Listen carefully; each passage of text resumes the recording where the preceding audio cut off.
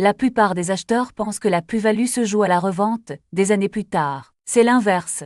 Le moment de l'acquisition concentre l'essentiel du potentiel. Un bien acheté au prix du marché reste un bien acheté au prix du marché pendant 15 ans. Ce qui se décide avant la signature ne se rattrape pratiquement jamais après. Entre un achat passif et un achat piloté, l'écart observé va de 15 à 30% de valeur dès la signature. Le moment de l'acquisition concentre environ 80% du potentiel de plus-value future. 6 leviers produisent cet écart et ils se cumulent.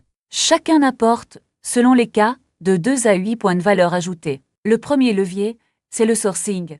Un bien hors marché ou en succession se négocie couramment 8 à 20% sous la valeur de marché. Le deuxième, c'est le potentiel caché, comble convertible, changement de destination, division parcellaire. Le troisième, c'est la structure juridique choisie avant la signature et non après. Une mauvaise structure coûte 10 à 40% de performance nette sur la durée. Le quatrième levier, c'est le financement. La durée, la part en ligne fine, l'apport mobilisé par nantissement plutôt que par une vente. Un locatif financé sur 25 ans est souvent plus performant qu'un locatif financé sur 15 ans, à condition que le projet tienne économiquement. Le cinquième, c'est la valorisation planifiée dès l'acquisition. Travaux, requalification, remise en marché.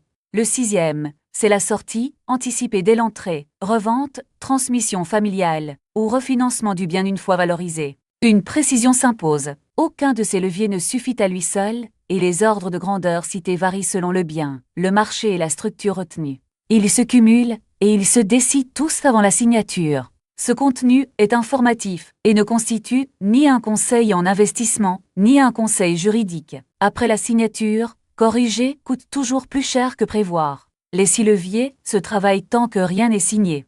Rendez-vous sur debfranceinvest.com.